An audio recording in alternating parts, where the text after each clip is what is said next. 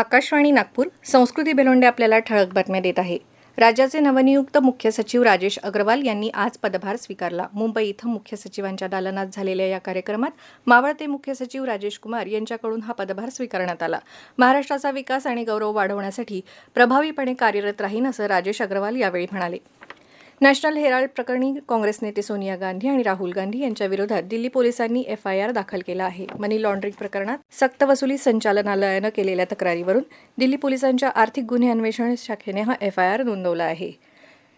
येत्या 2 डिसेंबरला होणाऱ्या नगर परिषदेच्या सार्वत्रिक निवडणुकीत महाराष्ट्र नगरपालिका निवडणूक नियम 1966च्या नियम 17(1) नुसार कार्यवाही न झाल्यानं गडचिरोली नगर परिषदेतील 3 आणि आरमोरी नगर परिषदेतील 1 अशा एकूण 4 प्रभागामधील निवडणुकीला स्थगिती देण्यात आली आहे.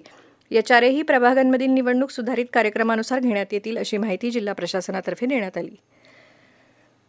अमरावती ते मुंबई हवाई सेवा देणाऱ्या एअर अलायन्सनं डिसेंबरच्या पहिल्या आणि दुसऱ्या आठवड्यासाठी अचानक उड्डाणे रद्द केली आहेत.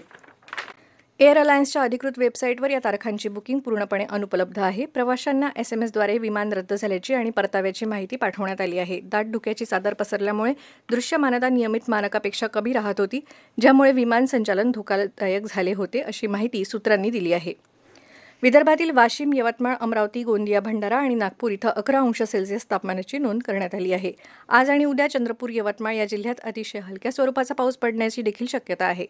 झारखंडमध्ये रांची इथं भारत आणि दक्षिण आफ्रिका यांच्यातल्या 3 एकदिवसीय क्रिकेट मालिकेत भारतानं प्रथम फलंदाजी करत आफ्रिकेसमोर 350 धावांचं लक्ष्य ठेवलं आहे. सध्या भारत क्षेत्ररक्षण करत असून शेवटचं वृत्त हाती आलं तेव्हा दक्षिण आफ्रिकेच्या 34 षटकात 229 धावा आणि 7 गडी बाद झाले होते. याबरोबरच हे बातमीपत्र संपलं. यापुढील बातमीपत्र उद्या सकाळी 10:58 प्रसारित करण्यात येईल. नमस्कार.